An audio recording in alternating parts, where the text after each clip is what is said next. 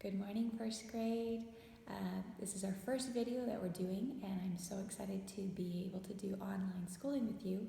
I'm going to miss you all very, very much, and I hope that you are ready to learn. This morning, I'm going to read our first read aloud. This is the one we normally read on Monday morning, and today it's about visiting the butterflies at the zoo.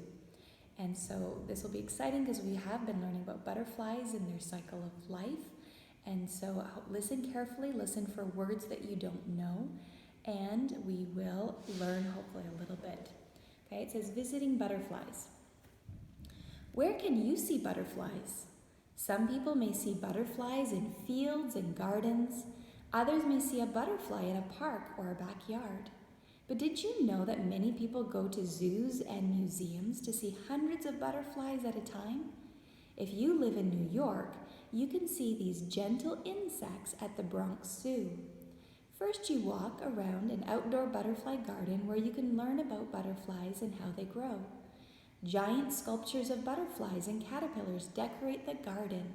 If you are tired, you can even rest on a caterpillar bench. After you enjoy the garden, you can visit the butterfly house. First, you walk through one door into a tiny space. When the door is completely closed, you open a second door and enter the butterfly house. Two doors help to make sure that none of the butterflies living inside get out. The butterfly house is like being in a secret garden. There is a fish pond, hundreds of plants, and more than 1,000 butterflies. It is easy to see some butterflies as they fly from flower to flower. You have to look carefully, however, to see other butterflies. They might be resting on a flower or plant. If you stand still, they might even settle on you. When you leave the butterfly house, you pass a big mirror. Make sure you check out your reflection carefully. A butterfly may be sitting on your head or shoulder. In Texas, that's where Benjamin's going to move to, you can visit the Houston Museum of Natural Science to see butterflies. Inside this museum is the Cockrell Butterfly Center. This butterfly home is a 3-story glass building. Inside there is a 50-foot waterfall and hundreds of rainforest plants and flowers. The butterflies here are never lonely. There are hundreds and hundreds of butterflies flying around. As you look at the butterflies, check your guidebook. How many different butterflies can you recognize? The butterflies at the Cockrell Butterfly Center come from all around the world. Every week, shipments of chrysalises arrive at the center. A chrysalis is a developing butterfly inside a hard shell called a cocoon, and you all should know that. The center takes care of the chrysalises until they grow into butterflies and come out of their cocoons. When a butterfly does come out, it is allowed to fly free. If you watch carefully, you can see butterflies fly from flower to flower, stop to sip nectar, or land on a surprised visitor. After visiting the Cockrell Butterfly Center, you can visit a section of the museum called Insects and Us. Here you can learn about all kinds of insects. You can also learn about butterfly gardening. That's where you learn about the kinds of plants you can grow in your own yard to attract butterflies. All right, was there any words there that you didn't know? Here are some that we should know. If you can see on our board, we have the word gentle, and we know that thanks to Mr. Ipple because he taught us that the fruit of the Spirit is gentleness, and gentle means to be soft, and a butterfly is very, very soft and very, very quiet, and we can all work on being gentle.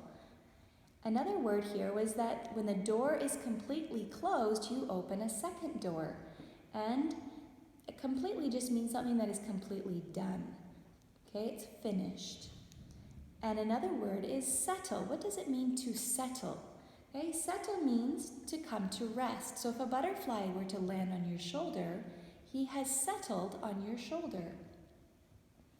And at the end of our story, it talked about reflection, that you need to look in a great big mirror to make sure that there's no butterflies that have landed on you. And a reflection is like looking in a mirror or looking in water, or we've talked about how the sun is reflected off the moon. Another word is lonely, and we've talked about that word before. Lonely just means when we are sad and alone. We're by ourselves and we feel sad. And so hopefully none of you are feeling that this week, but we want you to feel happy and to know that Jesus is with you. And our last word is recognize. And that was in our stories. How many different butterflies can you recognize? What does recognize mean? Recognize means to be able to know or identify the differences between something. Okay, so that's our read aloud. And I wanted to show you some pictures this morning because last year when we went to the zoo, there is a butterfly house or home at our zoo here in Nicaragua. And when we went there last year with the first grade class, some of the butterflies did land on some of our students. And I'm so sad that we won't be able to go to the zoo, at least not yet. We can still pray that it might happen.